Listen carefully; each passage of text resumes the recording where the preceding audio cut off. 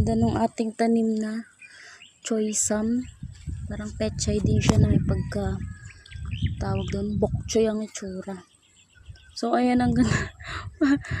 Parang halaman. So nangihinayang akong alisin yung ano, pero dapat talaga tinitrim siya. So ayan.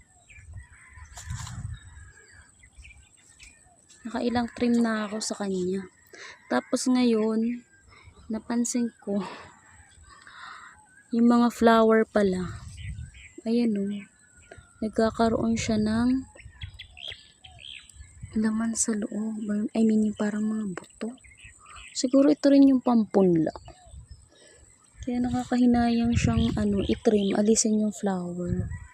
So, natry nyo na bang magtanim ng ganito, guys? Yun, ano kaya to? Siguro ito yung pampunla talaga. Parang may something sa loob. Ganda nila.